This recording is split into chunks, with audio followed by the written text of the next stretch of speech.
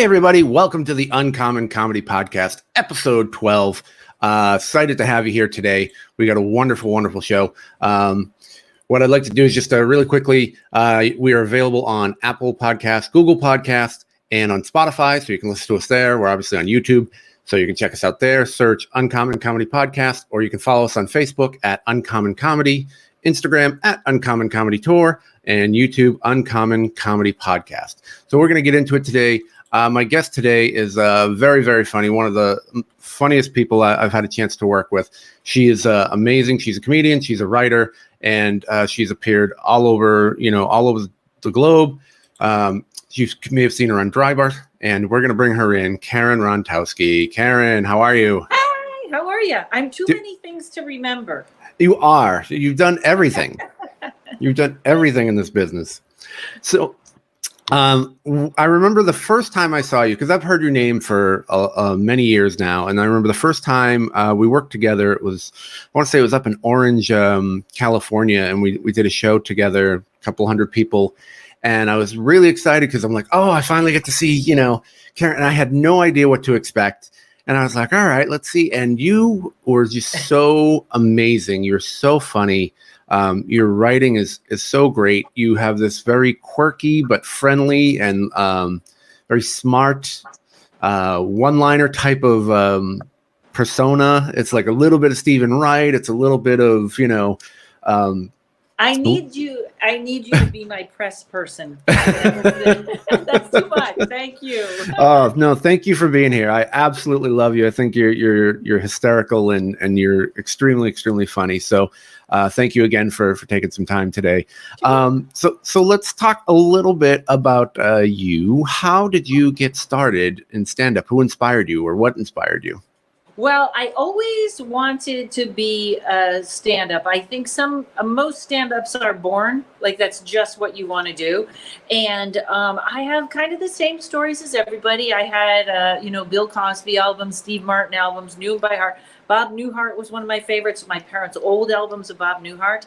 And overall, I think it all came together when I heard Gracie Allen, because she really is my favorite ever.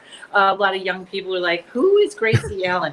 Well, she was even way before my time, but if you look her up, her stuff is still so funny and just really, it was so well written, and she was very ladylike, and she was in her own world, which is, you've noticed that about my comedy. I'm in my own world, but I love for everyone to come along. And so I never really thought that you just do that. I mean, I was from a small town in Massachusetts. I was like, yeah, here's what you do in Massachusetts. You go to college, then you get married, then you have kids. All three things that I want nothing to do with. And then I just got on a plane when I finished college a semester early because I hated it. And I just was like, I got to get out of here. And then I flew to Vegas and became a cigarette girl. And I met a bellman that did open mic. And he asked me if I wanted to come. And I opened with a dirty, terrible old street joke, and the place went bananas. And then everything else I had written was terrible. But it was so exciting that when the MC came to take me off stage, I grabbed him and gave him a kiss. Now keep in mind, I'm 24 years old and I'm all in short skirts and stuff. And he was like, oh my God. And now I realize how hysterical that is. But I thought, this is it. Now I'm done. Now this is all I'm doing. Yeah. Yeah. So you were from Massachusetts. What part of Massachusetts? Pittsfield. Okay. Yep. That's I'm from. Line. Yeah, I'm from Arlington originally, so I was out in the east. I went to college in Fitchburg. Oh, okay. Sorry, we're named a town dropping. I lived in Lunenburg for a while, which was right next to Fitchburg. So that's very cool. So you didn't do any comedy out in the Boston area. You just started out and started in Vegas. At that time, especially, I don't know about now, but at that time, Vegas wasn't really a place you started. It was kind of a place you came when you were done. So I didn't do much, but I moved to San Diego. And there was the Comedy Store, the Improv, the Comedy Aisle. It was just right as comedy was just peaking. And I think the Comedy Store in La Jolla was really my home. I was there Sunday through Thursday night every week. Yeah, it's a great club out there. Still there today. So if you're out in that area, definitely check it out. So what do you remember about the early, excuse me, the early process of comedy and just trying to get those chops up and those early shows? You know, it's the it's sort of like it's just, I don't want to say it's just hard, but it's kind of like I live out here in LA, and there's a lot of people that get on stage once and they bring their friends and their friends laugh, and then they go, I'm a comedian. And I'm like, yeah, you're not really a comedian. The thing in the beginning is it's about persistence. You got to keep writing. You got to keep going. You got to learn everything. There's no school. You can go to as many comedy schools as you want, but nobody's going to teach you how to handle a crowd, how to handle a heckler, all the stuff that actually makes it exciting. And I remember I always laugh because I say for like the first, 15 years, I couldn't eat 2 hours before a show. I was so worried my stomach was going to be upset. And now I could eat on stage.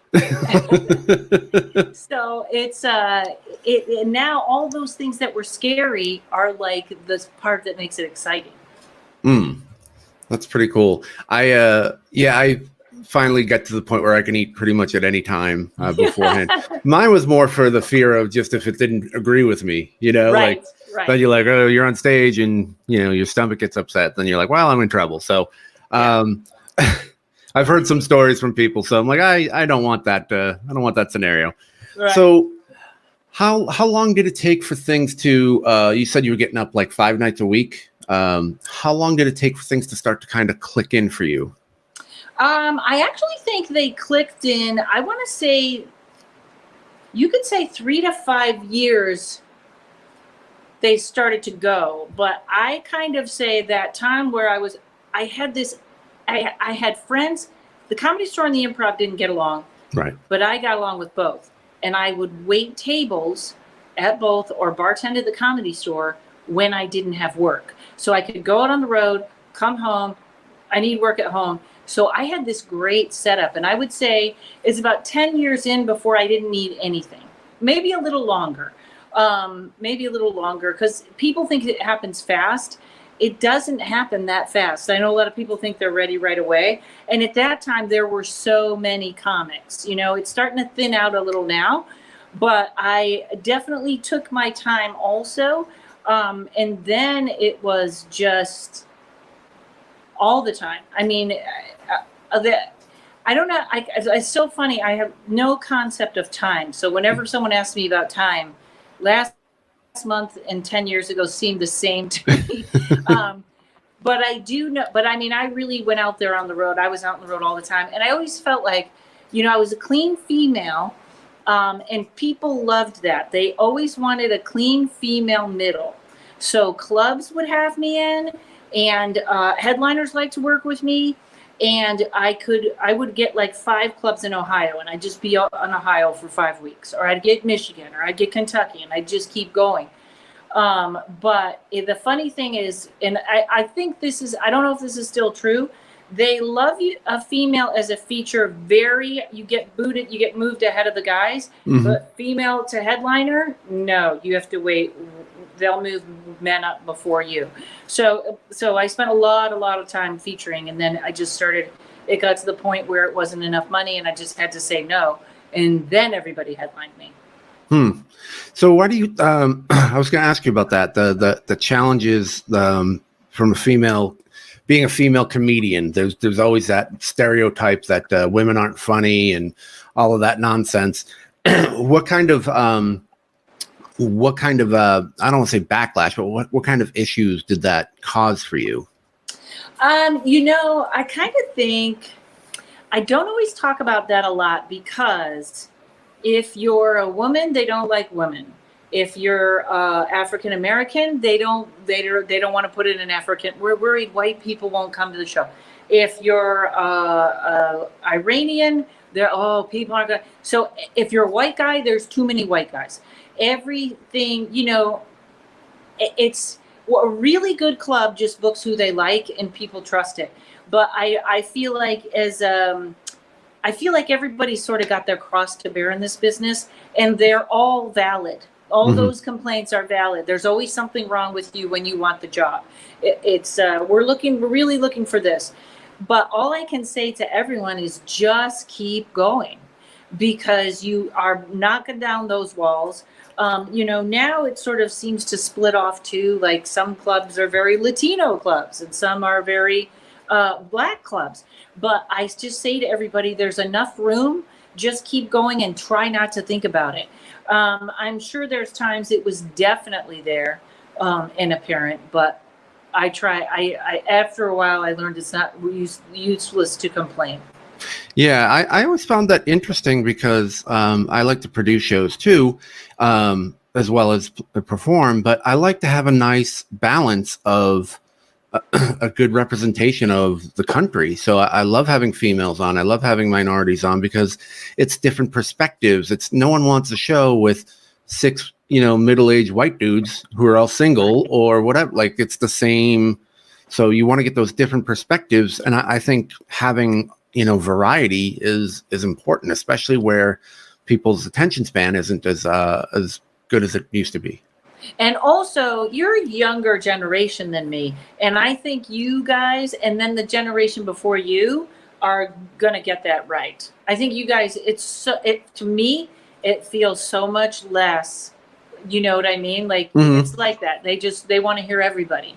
And I think the world is starting to get like that. So yeah, I'm sure it's always, and there's always some jackass that makes a comment. And I remember my first time on Comedy Central. This was many years ago. I can't believe this person is still working there. But I got on live at Gotham, and when I walked in and told them who I was, the woman yelled, "Hey, the token is here." Wow. Right. At that, like, I don't know if she thought that was funny or the people there did. But that was like, I felt my heart drop, like my first TV appearance on this network. And that's what she had to say. And, it probably, when you hear something like that, it goes under a magnifying glass. And then you're like, is everybody booking me for that or whatever? But it doesn't matter. Here's the other thing too. And I see this a lot. And sometimes I see women that are very pretty move ahead of women that are funnier than them. And you know what? That's fine. If I don't care either way. If everybody keeps working and keeps doing their thing, they're going to get eventually what they deserve. It's the staying with it. Right. And men have that same problem. What someone looks like. Absolutely. Also, you are getting some reflection on your glasses now. Yeah. Okay. So,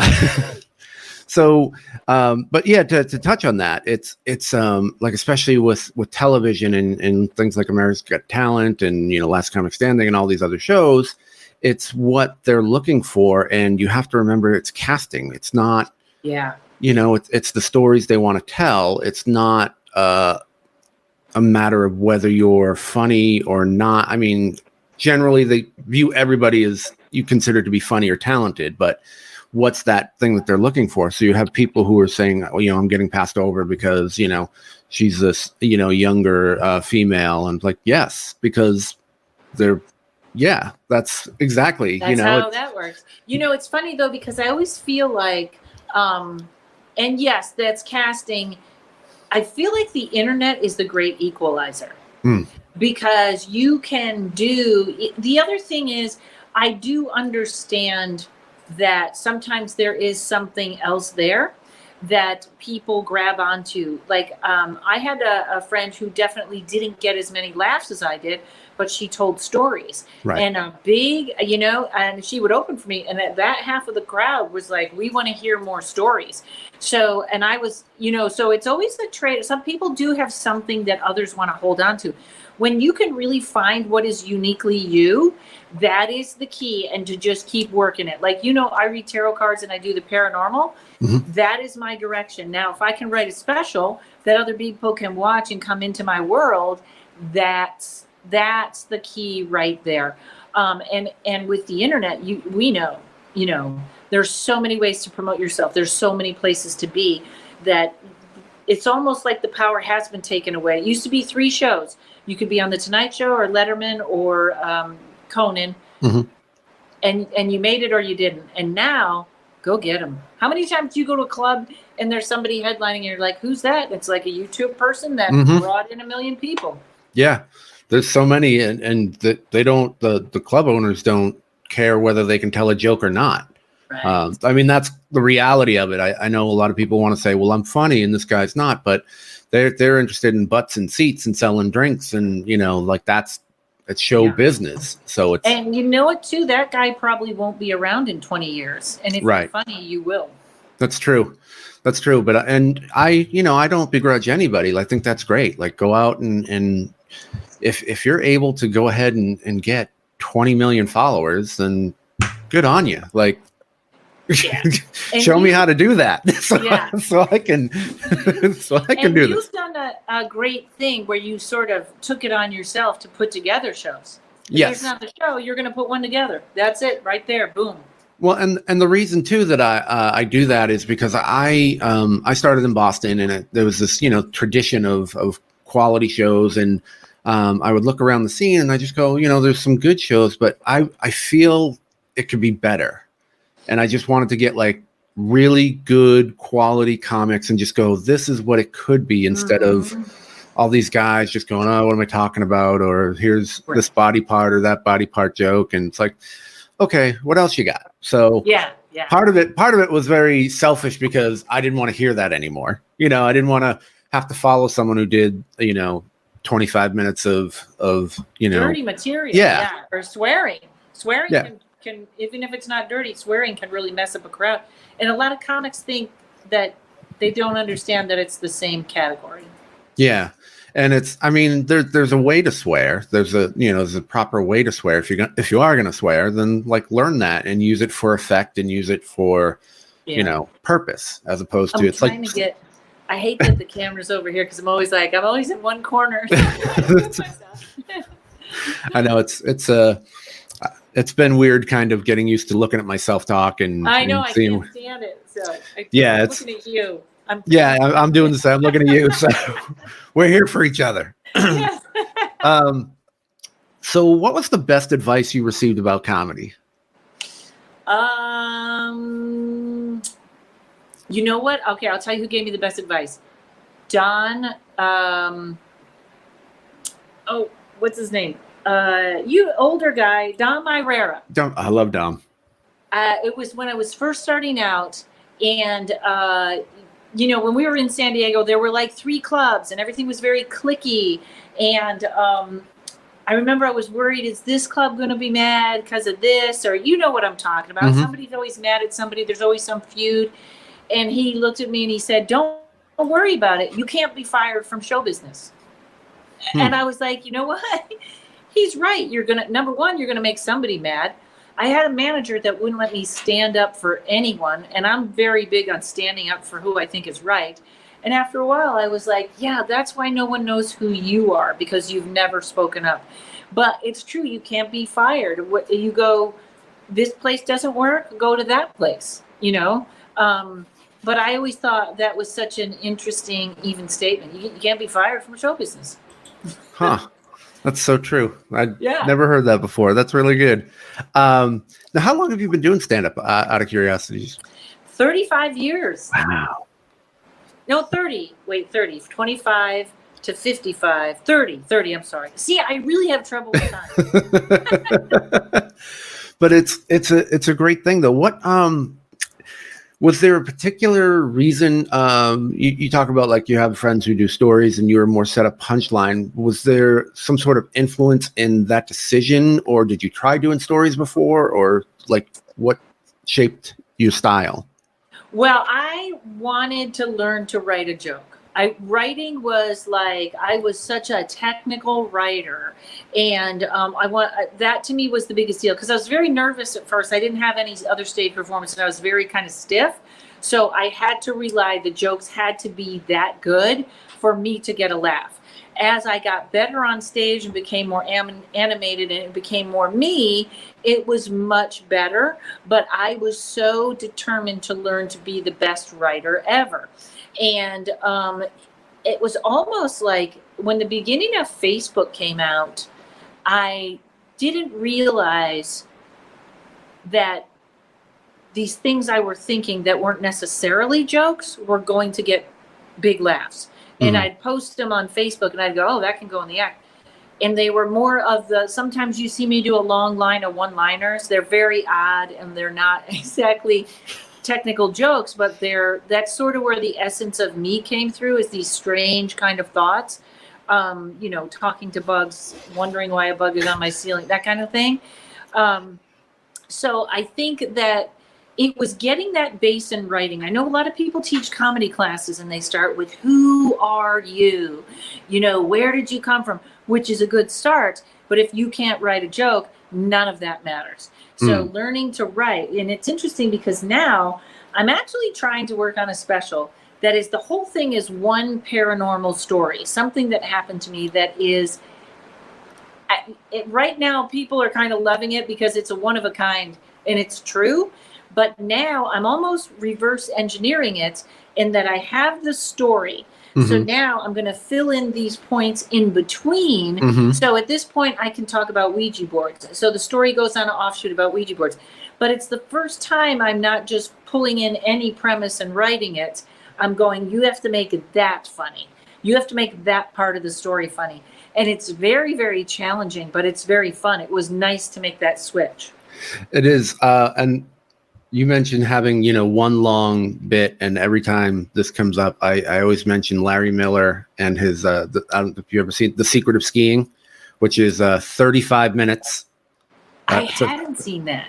If you, for some inspiration, just check out Larry Miller's Secret of Skiing. It's 35 minutes and he has punchlines like every 10 seconds. Oh, I wish that. It's phenomenal. That A. Whitney Brown did a shorter version of that. That was my favorite thing ever. And for people that are comedy fans, it's just a huge callback. It's just a callback. And then this is all the stuff that happens in between. These are our jokes and this is what happens. And then here's the beginning, here's the end. I literally put it in a mathematical formula at one point. Wow. Because I was so obsessed with the story. Like, it's like outline A, B, and it's so simple and yet it's so hard, because if you don't have the perfect callback, it looks forced. If the callback is smooth, it works. And could you just explain what a callback is for people who may not be? So a callback would be when you mention something early and then you bring it back in another joke. So it would be, let me think of a good callback, because I have a bunch in my act and I can't. One of the things I say in the beginning of my act, let me see, that's a tough one to come up with one that's nice and easy. Well, I mean, you explained what it is. It's just referring back to the previous joke. Yes. And it ties events together. It just ties the whole thing together. If anybody sees my haunted mirror story, that's another one that's a big callback. But A. Whitney Brown, who was like this brilliant political comic, did the silliest story I've ever seen. And I believe I could find out the name of it for you in a second if you want, but that I was taken with that whole thing. It was brilliant. It was ridiculous. It was, when he was done, Johnny Carson said, it's not going to get any funnier than that. Wow. I mean, to get that from Johnny Carson, then that's, you're made at that point. Yeah. So we're talking a little bit about you writing and trying to work on this new half-hour bit. What is your writing process like normally? Well, I hate writing. I hate it. And now, and it changes, but right now, first thing in the morning, I set an alarm for 30 minutes, and I have to sit there for 30 minutes. And that is the hardest thing in the world for me. I'm not a sitter. I'm a mover. So it's kind of like that. Now, sometimes I'll just write a joke. My desk is covered with a clear sticky thing, like a tack paper, so I can use it as a whiteboard. So sometimes in the morning, the name of the joke is like Ouija board, and then it's like that's there. So all day I know, just think about it, come up with it. What is it? But it's mostly forcing myself to sit and do it. And then, but it's also one of these things where the more you do it, the more it becomes a habit, which is great. But I feel like I go long stretches with crap, and then all of a sudden everything is funny. It's because it's interesting, like your brain will wander off. Like if you sit there and you go Ouija board, Ouija board, Ouija board, and then you start going other board games, and then you start going, oh, it's Monopoly, it's this, and you're like, no, no, no. And then all of a sudden you find yourself over talking about, styrofoam cups, and you're like, wait, no, come back. And also I have it was one of the first things I think I ever made, and it came from a couple of things, and it's literally a format of how to do it, which is you start with the who, what, where, why, and when. Okay. I then make a list of who's involved in this joke. What is everyone's perspective on this joke? And if I still haven't found anything, I go, what is my opinion on this joke? Okay. Then I also have a wild card, which is something that has nothing to do with it, that I throw it in. It's like if I'm talking about Ouija boards and then I bring in an onion, which is very like, what? Yeah. But that's, my act is kind of like, wait, what is she talking about? So, and then the last is you make that list and see where it connects. And this has been one of the biggest things for me. So you almost hit exactly what I was saying. So Ouija board is what? It's talking to the dead. It's the alphabet. It's the, the board game, this, all these. So then you go, well, wait a minute. What if I didn't have a Ouija board? What if I use a Scrabble game? Now, what's the problem? What's the difference there? Or the trouble with a Ouija board. I'll never forget really that funny. Someone, what was that? That's really funny. The Scrabble board. Yeah. I already like that. It's words with dead friends is what that is. And then, but there's so much, like the Ouija board has so much. Like at one point, it's like, I don't want to open the next dimension in my apartment because I'm afraid of it. So you put the emotion in. But when you can start listing, that is when your brain, I think my brain really opens up. In fact, I've been working on Ouija board stuff forever, and I have a pretty big chunk, but I want another chunk. It's just a very interesting thing. You got the alphabet in there. Well, what about the Chinese alphabet? How big is that board? Or, and then once you have the idea, you go, all right, I'm outside of the thought now. I'm out where I need to be. Then it's the crafting of, well, if this word is the punchline, it's got to be at the end. So right. you gotta twist that. So it's a process. You saying, I don't want to open a portal to my apartment just because I haven't cleaned it yet, or I have to clean, or like I was like, okay, right. Wouldn't get my security deposit back, right? Yeah. What comes through the portal? Why is Hitler at your place? Yeah. Do you do that? Where you do multiple? I call it the rule of 10, where if I'm looking for a punchline, I'll just make a list and just to get my brain cleared out, and then 9 of them will be okay, and then one you go, that's it. Yes, exactly. Sometimes I do that even to that exact number. And it's funny because I don't always have to do that, because I think eventually your brain is trained, which is why I love talking to the crowd. Because talking to the crowd is the most challenge that your brain will ever be. You're up there. What's your job? Who's this with you? It's all happening like that. And when you can, there's a lot of comics I know that can work with the crowd but can't write. But I feel like if you can work with the crowd, you can write. And if you can write, you can, you just need to get your brain in shape. Because that's my biggest fear with the 10 or whatever. I'm to the point, like you said, you kind of know yourself. It'll take maybe 3 or 4, and I'm like, okay, there it is. But as far as talking to the crowd, I was never, we weren't allowed to. It was very frowned upon. In Boston. It was frowned upon, and now it's back. Yeah, and so I've never developed that skill.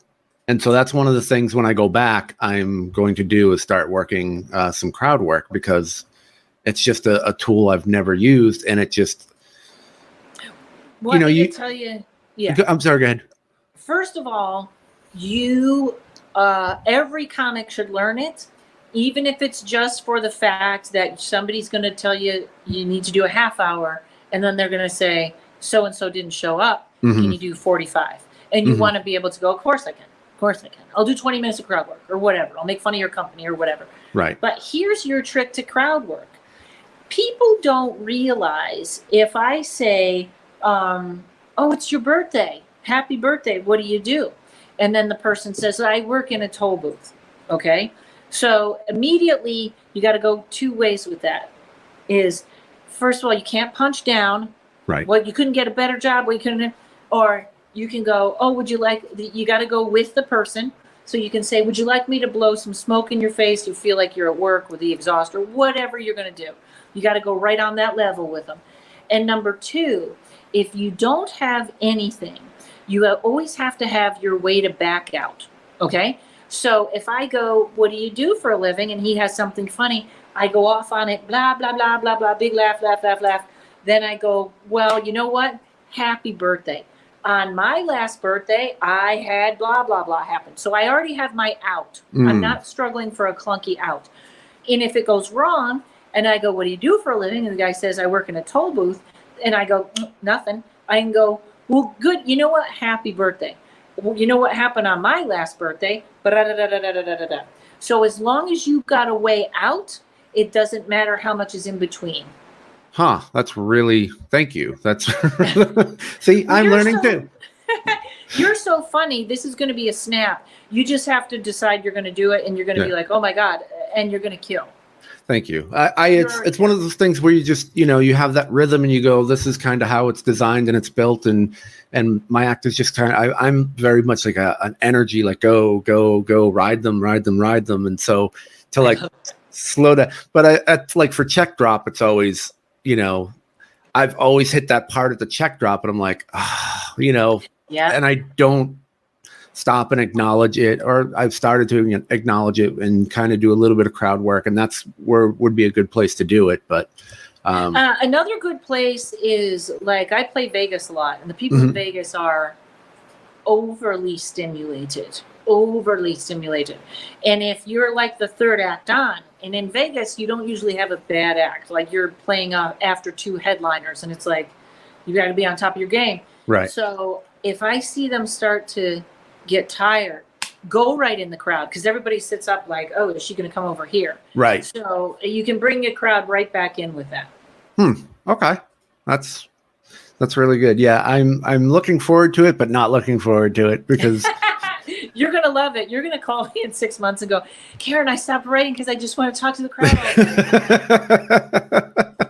That'll be a wonderful problem to have. That'll be great. So what comedian makes you laugh? So many make me laugh. For famous people that people would know, Sebastian, and I can't pronounce his last name, he really makes me laugh. Who else? Jackie Cation makes me laugh. Brian Kiley makes me laugh. Lori Kilmartin. Oh, she's great. Yeah, I just watched her, and I almost couldn't laugh because I was in such awe. I was like, oh my God. Let's see who else makes me laugh. Jessa Reed makes me laugh. All my friends make me laugh. Dana Eagle is so funny. She's great too. I love James P. Conley's always funny. It's hard to pick because I get to hang around the funniest people out there. Yeah, it's great. But the good thing is that there's a lot of people that make you laugh, because a lot of comedians can get really jaded and bitter, and it's sometimes hard to shut off that part of your brain where you go, oh, I know where this is going. Right. And it's always a good sign when they can pull you in and just surprise you or make you laugh, or even if you do know what the joke is, you still laugh 100 times because it's great. Yeah, it's the vibe. Dwayne Perkins is amazing. Oh, I love Dwayne. He's so funny. And outside the box. Yeah. He was, I used to work with him a lot back in Boston. I haven't worked with him as much out here. And then he went off to New York and then to LA. And another good guy with also has a dry bar special, which you have as well, which is at drybarcomedy.com/Karen. Definitely check that out. I got the Karen. I don't know if they've had other Karens, but I got the Karen. Yeah, that's good. You don't want one of those weird Weird one. Yeah. So that's good. And also, if people want to follow you, you can be found on at www.KarenRontowski.com. That's RONTOWSKI.com. Instagram, Twitter, YouTube at Rontowski. And then you and also... I have 1,000 YouTube channels. One is comedy, one is funny paranormal, and one is my podcast called Paranormal Karen. Paranormal Karen. Gee, what are you talking about there? Do you combine those? Do you bring any of the comedy in there, or no? Is it strictly more? Some of it in the podcast, yes. Some of them can get pretty scary, but actually, I should look at this date. At the end of the month, I'm doing a Zoom show. It is the 27th at Flappers. If you go to Flappers Comedy at 7 p.m., it's my psychic stand-up show where Lamont Ferguson, there's the person that makes me laugh, one of my best friends. He does a half hour or almost 20 to a half hour. I do that. And then I work my audience work I read tarot for the crowd. And he takes the questions and someone asks me a question and we do funny but real tarot readings. And it's very unique and it's my favorite thing to do. Oh, that's so cool. Tell Lamont I said hi. I haven't seen him in a while. I will. It's called Psychic Stand-Up. Yeah. Psychic Stand-Up. I like that. And that's at Flappers, you said? Yeah. If they go to Flappers, they can buy tickets. It's a Zoom show. Okay, cool. Very cool. So now we've talked about some of like the good stuff and the fun. Here comes the other fun one. What is your worst show ever? Worst show ever. That's interesting because I always want to say when I first started out in Pocatello, Idaho. Oh, I'll tell you my worst show ever. I got stuck. I thought this was a good idea. It was not. In Elko, Nevada, I got hired for a 3-month show, 4 dancers, a singer, and me. So horrible. All Elko, Nevada is a Red Lion Inn. That's all it is. And I think it was when meth was first starting, or it became really big then. So it was like you could go to the Walmart, that's all you could do, or you could go to the show. It was the most depressing 3 months I had ever had. There was so much, the sound people did nothing but cause trouble. They started gossip and they would report. And it was like, as a comedian, if you make a mistake in a club, the club owner comes over, you are told, either you agree or you disagree, it's done. Right. There would be the sound people told someone in the casino, went through, you get a phone call from someone who wasn't even there going, what happened last night? And you're like, I don't know, what happened last night? Are you all right? I was like, and it was it was like red tape. It was Elko, the summer that I left, I always joke the whole town was taken over by crickets in a match of wits because the whole town got taken over by crickets. Like it was the most out there, horrible place ever. I had and 3 months I was ready to hang myself for being in that hotel for 3 months. One time I came down, they had to redo the parking lot. So instead of waking me up and asking me to move my car, 6 guys picked up my car and moved it to a different parking lot. And I couldn't find my car. It was like the craziest things happened there. Wow. How do you deal with that? Is just trying to stay mentally like into it and not, yeah. Yeah, I thought I'll get all this writing done. No, they would have like 3 people at every show. And it was so disheartening. And then there was squabbles with the people the lead singer was starting fights with them. It was crazy. It was like, I will never do anything for 3 months again. I can really appreciate that story because I have one very similar where I was in Branson, Missouri for 3 months. Oh. And it was along the same lines, although Branson is, a lot like Vegas without the gambling and the sand and the fun and everything, nice people. There's definitely nice people, but it was all, we were in a theater that sat 400 and the biggest crowd we had was 36 on free ticket night. Oh my God. Oh, that's like open mic every night. Yeah. And it was, you had to do an hour, every night for single digits. Whenever it was double digits, we're like, oh, this is going to be great. This is going to be so good. You know what else though? Comics are wanderers. Like, Hmm. I don't know how people do a show. Like, I have friends that are happy. I have a friend that's in Vegas. She's in a showroom show every night, happy as anything. I I have to move around. I have to see other people. I can't do that. Yeah, that's and especially if it depends on, I think, too, where you are. If you're in a nice place where you have everything nearby, but if you're some, Elko, Elko event, yeah, then you're probably looking to find something else. So you've obviously seen a lot of comedy and a lot of comedians. What is one of the biggest mistakes, or what are some of the biggest mistakes you see young comics make? Starting off too dirty. And it's not that they can be a dirty comic, and plenty of dirty comics do great, but if they start out too dirty, they're limiting where they can play. And if you can work clean, you can shift to dirty, and you'll be the best dirty comic there is. If you just start dirty and you're used to getting those laughs that are, shall we say, shock laughs. Mm-hmm. Where like the F word will give you a shock. It'll put a shock in there when you need it. Yep. So, but if you're starting out filthy, you're going to have a long road ahead of you. Right. Because you're basically going to be stuck to open mics for a very long time. Right. If you can get even fairly clean, and then in other places you go dirty, that's great. But always be able to handle that clean, because that's going to later really turn into something. I think I know that I have being clean, which sometimes if I work a club, I'll swear or something. I'm not Jerry Seinfeld, and I have a couple of dirty jokes, but clean has got me so much corporate. It's unbelievable the amount of money that clean has made me. Yeah, that's what they say. Clean is green. So that's the slogan. And like I said, you can always dirty it up. And the other thing too, I found, because I really like the challenge of not swearing or talking about certain things, even on like a late show. So what I try to do is I change my attitude.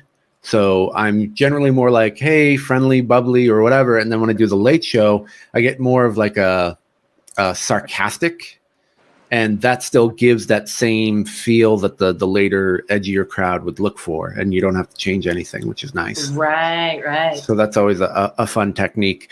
So what advice besides working clean would you have for newer comics? I mean, the big one we always get is to stay, to get up as much as possible. But get up as much as possible. Try not to get caught, and everyone does this. Show business creates a lot of people who are victims, because I think actors have to go in and they have to be what that person is looking for. So I don't know how they do it. I don't know why they don't. I would kill myself if I was an actor, because you can be the best actor in the world, but if you don't look like what they want, you're done. Right. So I say we'll always be able to see the other guy got the part, the woman got the part. We can always see where we didn't get it and why. But don't let that become who you are. Because if you do that, you're done. You're not going to go anywhere. But if you turn around and go, well, there's another contest, there's another thing, there's another audition, and you just keep hitting it, that's the most beautiful thing about comedy that the music industry and the actors can't do, is the more that you're you, the bigger the payoff. The more that you're quirky you. I have a friend that hates this, but actors are trying to be other people. Comics are trying to be themselves. And nobody else can be you. Nobody else can be you. That's the greatest thing. So don't get caught in the, I didn't get it because this, or I was funnier and I lost the contest. Everybody knew I was the funniest one. Back off and just remember there will be another show. Right. That's great advice. That's really great advice. So again, we're talking to Karen Rontowski. You can follow her on Instagram, Twitter, YouTube at Rontowski, Rontowski, and at KarenRontowski.com. You can check out her Dry Bar Comedy special at drybarcomedy Karen. And we talked a little bit about female comics and, being a female comedian. How do you feel the perception has changed? Because I know, like, especially early mid 80s, it was very, there was a different kind of feel for female comics. How do you feel the perception has changed now here in like 2020? It's funny because I think everything has changed. Because when you were a female comedian in the 80s, and I think Ellen was big then, and maybe Paula Poundstone. Mm-hmm. So this is how much society has changed. They would always say, how come all you comedians are lesbians? Which was not true, number one. But number two, that was supposed to be a dig at you. Like, it was supposed to be that, like, they were going, you're a lesbian. Like, it was right. And now it's like, who cares? Right. Which is wonderful for society, In fact, if you are gay, it's like, great, we got our gay show coming up. You know what I mean? Like, yeah. Before it was really, although I do think gay males still there's terrible prejudice against gay males in comedy. But I think now there's a reach for diversity. Mm-hmm. So, and there's also a lot of all female shows. And you know what? They sell out. Like, that's the world going, yeah, we'd love the funniest Housewives of Orange County will sell out. Right. Like, and so I think it has changed. I don't get brought up with people saying, are you ready for a woman? Or next one is a comedian, or anything like that. In fact, I think now it's rare. It's getting rarer where you see a show with just guys. Yeah. I think so too. And you mentioned the funniest Housewives, and you just have killers all over that series of shows. Oh, yeah. That just the women on that show are just so funny. I know you're part of that as well. Yeah, I think it's a great thing that like I never say comedian. I just think that's it's kind of like saying actress. It's like, no, they're an actor. You're a comedian. Like, it's.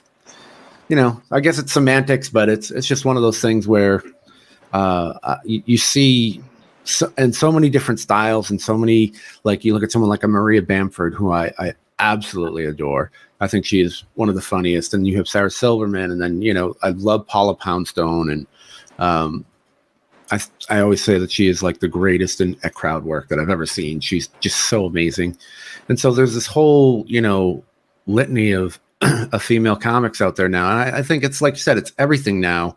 There's so many different types of, ethnic comics, and, European and all different cultures. And it's been a great thing to see. It's funny because pardon me while I look real quick. Mm-hmm. But just yesterday I was on Twitter and this woman popped up, and talk about funny. Her name is I can't find her now. She has what's the show that Seth Meyers, and she does a segment called Say What? And okay. I had never heard of her. So funny. There's so many funny women out there, and the other perception was that they only talk about female things, mm-hmm. which is amazing because you hear men talk about female things, not females talk about female things. So I think everybody's just sort of grown into, it's just be who you are. If you're a lady that had babies and that's your material, then do it. It's no longer like, oh, she's doing female things. It's like, right. It's all becoming a little bit equal. And anything that changes in society, if it doesn't start with comedy or it doesn't move, it's when it moves to comedy that it becomes popular. Like the paranormal shows were a little cultish. And then the last step when you knew it was going to be big is when it hit comedy, when it hit stand-up, where there's a lot of stand-ups that do that now. But that's with everything, diversity, everything. When it hits with comedy, it hits everywhere. Yeah, that's really, it's cool. And you also had those, perceptions of, you're only on stage because you slept with somebody or you're, dating this person. I'm a little out of the gossip because I'm really good at, I just kind of do my thing and then I move along. In fact, always kind of behind on who's the it person or what show I'm supposed to be on, which actually is really makes me always feel more comfortable. But yeah, I haven't even heard anyone say anything like that in years. That's a great thing. So, so do you have a ritual or anything that you do before you go on stage? Because you said, you kind of stay to yourself. Because some comics. At a club. Okay. At a club, I'm talking to everyone, but not about the things I probably should be, like my business. Right. Everything else. I only have one ritual, and I just check to make sure my fly's up. There you go. That's a very important one. That's a very important one.